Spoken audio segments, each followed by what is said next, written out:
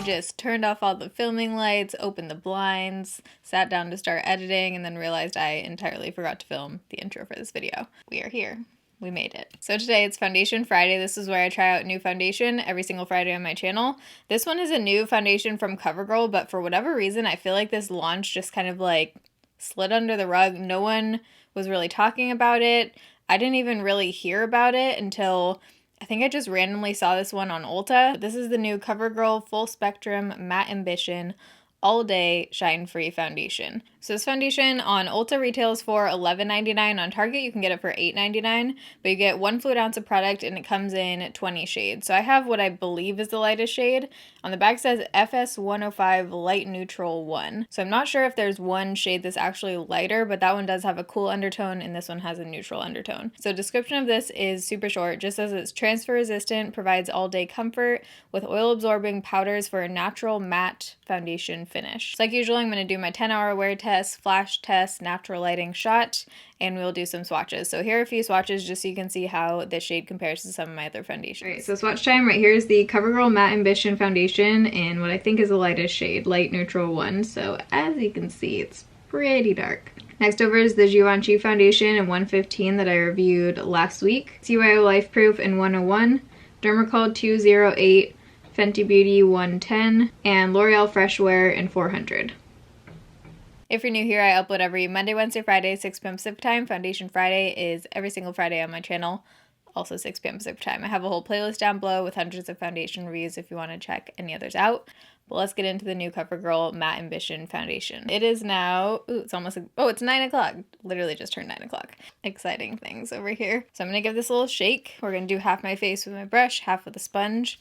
And I've already prepped my skin. I always link the stuff I use down below in the description box. Pump has a lock on it, which is really nice for traveling so your foundation doesn't like spill all over your bag. Pretty sure every CoverGirl foundation I have except the BB Clean BB product that I love oxidizes a crap ton, so this is looking like it's already going to be a little bit dark, so we'll see. Let's just get it on my face. I'm going to start out with a brush on this side of my face. Oh yeah, whoops. Definitely dark. Is this the lighter shade? Hold on, let me get this on.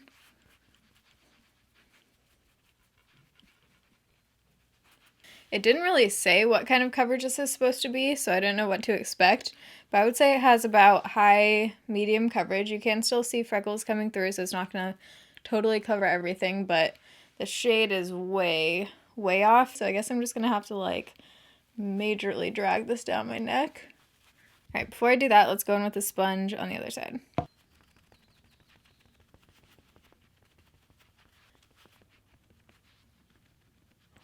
Light coverage with the sponge. Yeah, I definitely like the coverage better with the brush. So I'm just going to go back in with the brush right away since we got way better coverage.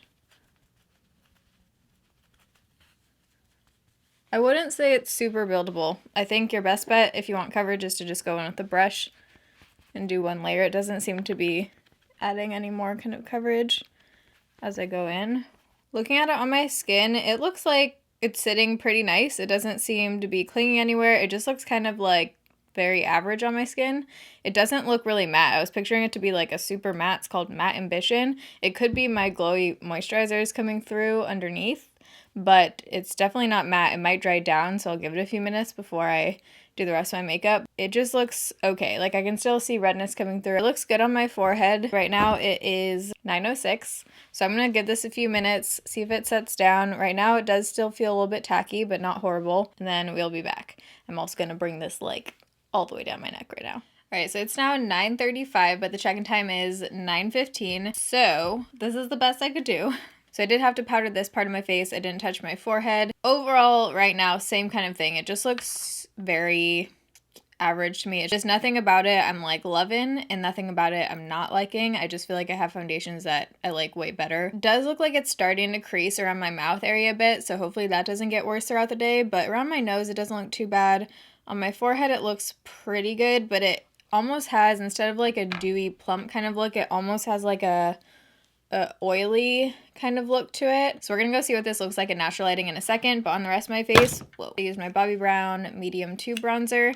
For blush, I use this Bare Minerals Gen Nude, that peach though. For highlighter, I used Bare Minerals Joy. This is a little bit dark, but it's really pretty if you use it almost as like a blush topper, like a little bit lower. It has a pinky, peachy kind of undertone to it. I feel like this will be really pretty for the summer. For lips, I use the Morphe Love Bite lip liner with Too Faced Peach Puff. These are kind of interesting. I mean, it's just like a matte lipstick, but it just comes out like this. This is in the shade You Wish. Then for eyeshadow, I used this honker. This guy is so big. This is the BH Cosmetics Ultimate Matte 42 color palette. Here's what it looks like. I really liked this shade on the lid. It's hard to find shades like this that are really pigmented. So I went with that one, and then just some of the browns. Went with that guy. All right, so let's go do a flash test and see what this looks like in natural lighting. Does this one have SPF? I don't think so. It doesn't look like it has SPF, and it doesn't say anything online about it. Okay, the shade is definitely looking a little bit better in natural lighting. Way better. It still looks about a shade dark, but it doesn't look nearly as bad. All right, so here's my forehead. Like I said, doesn't look bad. It just doesn't look like super plumping kind of dewy. It almost just looks like a little bit oily. Hoping it doesn't separate there throughout the day. And then here's the rest of my face. So it is already starting to crease on my upper lip a little bit and around here. It doesn't look bad. I just have ones that look better. So let's take a flash test. See if I can get this on the first attempt. What the heck? On auto, classic. Okay, so it looks good in flash. Doesn't look like there's a major bounce back. Still looks about a shade dark in flash. So I am gonna go on a walk later today, so we'll see how this holds up in the heat. It's about 70 today. But other than that, I'll just be here working. So I'll check back in with you guys in a few hours back in natural lighting. Alright, so it's now 1:36, so it's been on for a little over 4 hours so far. It's actually kind of chilly in my place right now, so I have on my good old Amazon furry jacket. So I've looked at my face a few times just in different mirrors and stuff in the bathroom, and I don't love it, and I also think it's starting to go a little bit downhill.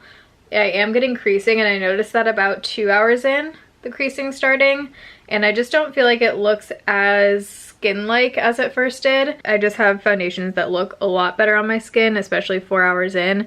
You can see the creasing starting on my upper lip and then also around my mouth area over here. And I can just really see it on my skin. By the way, I just ate and that Too Faced thing stayed on pretty well. I haven't touched it up. I mean, it's worn off on the middle, but I'll see you guys at the end of the night. Okay, it's now 7:18, so it's been on for 10 hours. And I've gotta say, it has been, it's been going downhill.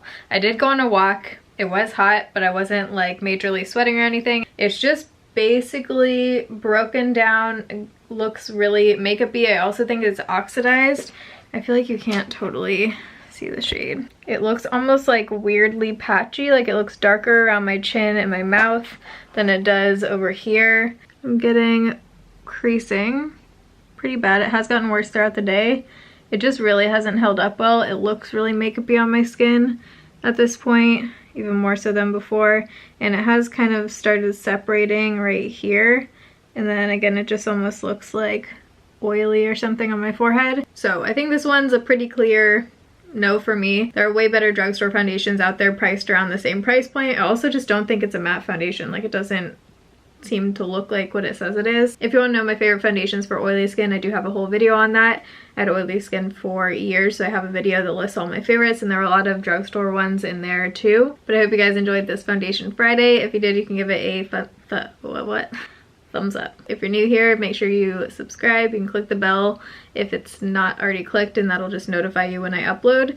But I love you guys. Thanks for watching. See you in my next video. Bye.